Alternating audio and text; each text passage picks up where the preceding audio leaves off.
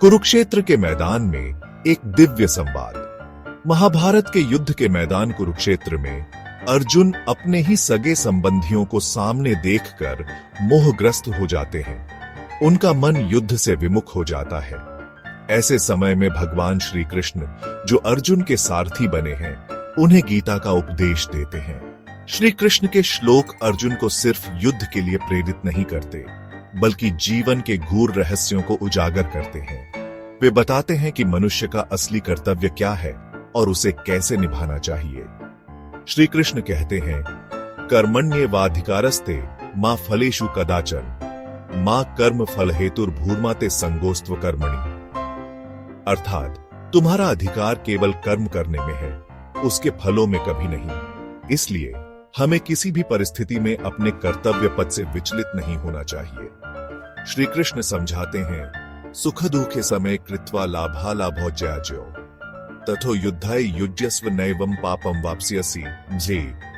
अर्थात सुख दुख लाभ हानि जय पराजय को समान मानकर युद्ध करो, इस प्रकार तुम पाप से मुक्त हो जाओगे। यह दिव्य ज्ञान न केवल अर्जुन के लिए बल्कि हर उस व्यक्ति के लिए है जो जीवन के सही अर्थ को समझना चाहता है। आत्मा एक अनश्वर सत्य। गीता का एक महत्वपूर्ण संदेश है आत्मा की अमरता। न जायते म्रियते वा कदाचित नाय भूत्वा भविता वा न भूयः। Chapter 2 verse 20। श्री कृष्ण कहते हैं कि जिस प्रकार मनुष्य पुराने वस्त्रों को त्याग कर नए वस्त्र धारण करता है, वासांसी जीर्णानि यथा विहाय नवानि गृह्णाति नरोपराणि। Chapter 2 verse 22। उसी प्रकार आत्मा भी एक शरीर को त्याग कर दूसरा शरीर धारण करती है। शरीर तो नश्वर है, उसका जन्म और मृत्यु निश्चित है। जातस्य हि ध्रुवो मृत्युर्ध्रुवम जन्म मृतस्य च। Chapter 2 verse 27। लेकिन आत्मा अविनाशी है, वह कभी नष्ट नहीं होती। अविनाशी तु तद्विद्धि येन सर्वमिदं ततम्। Chapter 2 verse 17। यह समझना जरूरी है कि हम सिर्फ शरीर नहीं हैं, बल्कि उससे कहीं बढ़कर हैं। हमारे कर्म और विचार हमारी आत्मा से जुड़े होते हैं, शरीर से नहीं। कर्मण्येवाधिकारस्ते मा फलेषु कदाचन। Chapter 2 verse 47। इसलिए हमें अपने कर्मों पर ध्यान देना चाहिए और सदैव अच्छे कर्म करने का प्रयास करना चाहिए।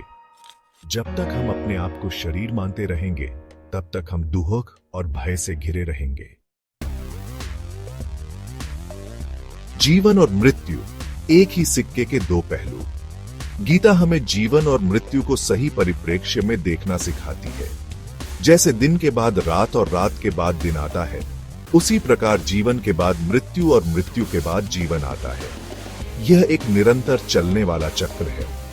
गीता में श्री कृष्ण कहते हैं, वासांसी जीर्णानि यथा विहाय नवानि गृह्णाति नरोपराणि तथा शरीराणि विहाय जीर्णा अन्यानि संयाति नवानि देहि।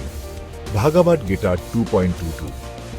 हमें मृत्यु से डरना नहीं चाहिए, क्योंकि यह जीवन का एक अभिन्न अंग है, बल्कि हमें तो अपने जीवन को इस तरह जीना चाहिए कि मृत्यु भी हमारे लिए एक सुखद अनुभव बन जाए। श्री कृष्ण कहते हैं, न जायते म्रियते व कदाचित् नाय भूत्वा भविता व न भूयः अजो नित्य शाश्वतोऽयं पुराणो न हन्यते हन्यमाने शरीरे।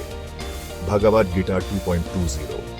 यह समझ हमें भय और चिंता से मुक्त करके जीवन को एक नया आयाम प्रदान करती है।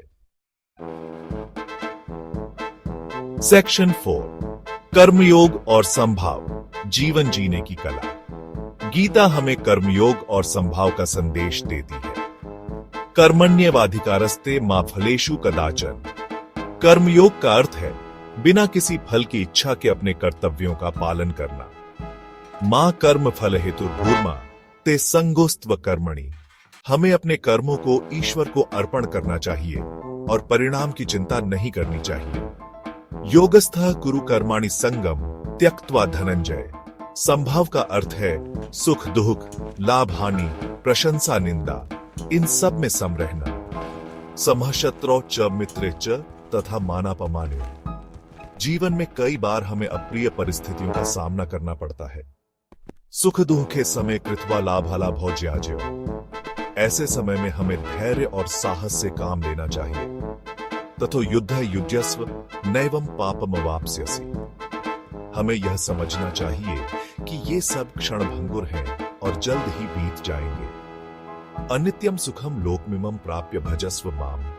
यदि हम कर्मयोग और समभाव का पालन करेंगे तो हम जीवन में सच्ची शांति और आनंद प्राप्त कर सकेंगे। श्री भगवान वाच योगस्थः कुरु कर्माणि संगम त्यक्त्वा धनंजय।